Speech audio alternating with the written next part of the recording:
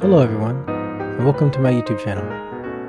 My name is Adam Dixon, and today we'll be diving into how language models like ChatGPT are trained. We'll be covering two major strategies: pre-training and post-training, and how these models generate responses efficiently and effectively. Let's get started. First, to understand how training works, the first stage in training this model is called pre-training. Imagine gathering an enormous collection of internet texts, all the way from Shakespeare to poems, even something like The Lord of the Rings. These documents are broken down into small chunks of text called tokens. The model then learns by predicting the next token in a sequence based on the previous ones. Through this process, the model becomes a statistical simulator of internet documents, capable of generating coherent text, maybe even creating its own Shakespeare. However, at this stage, it isn't fine-tuned enough to be even called an assistant yet. That's where post-training comes in. The goal of post-training is to transform the base model into a useful AI assistant. This is where human input plays a crucial role. Human labelers write ideal responses to prompts, such as, "How can I make a peanut butter jelly sandwich?" The AI would respond with, "You take 2 slices of bread, you layer peanut butter on one side and jelly on the other, and you put them together." These prompts, carefully crafted and structured conversations, guide the model's learning. By training on these generated conversations, the model begins to mimic helpful, clear, and context-aware responses. Being able to mimic human responses. So, how does the model actually understand the process and process these conversations? Every exchange is converted into tokens, and special markers indicate who is speaking. In this case, the user asks a question: "How does AI work?" And each word is broken down into an individual token. How does AI work? Question mark. And the assistant retrieves that and outputs a response that is also formed in tokens.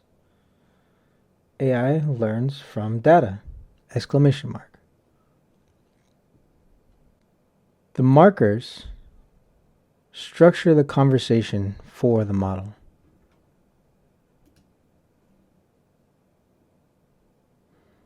Through training on thousands of such conversations, The model learns the patterns of human dialogue, ensuring it responds appropriately to every prompt.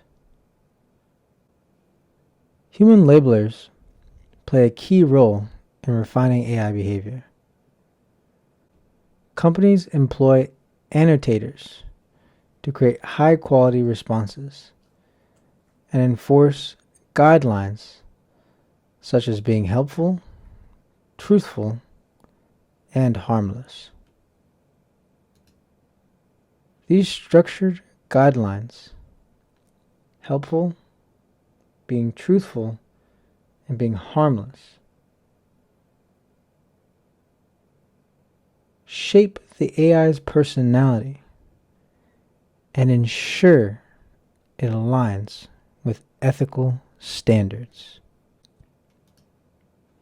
One major challenge in training AI assistants is hallucinations, where models generate false or misleading information,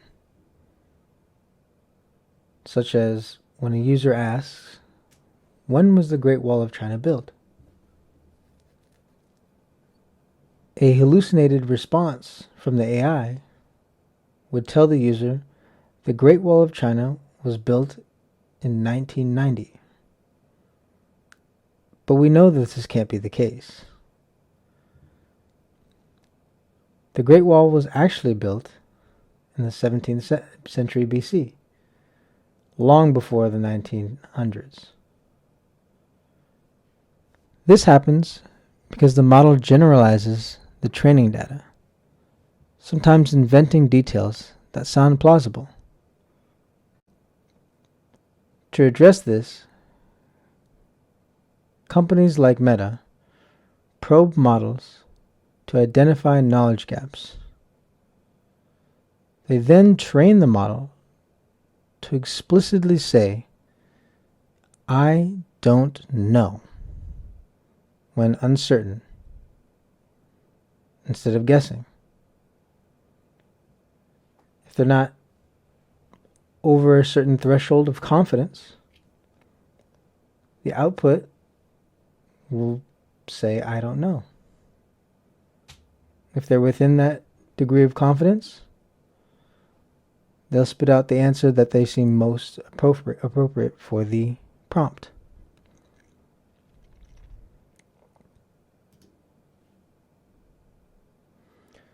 To further enhance accuracy, modern AI models are now trained to use external tools. For instance, instead of guessing an answer, the model can perform a web search to verify information. For complex computations, models can even execute code, ensuring precise results, instead of relying on neural memory alone.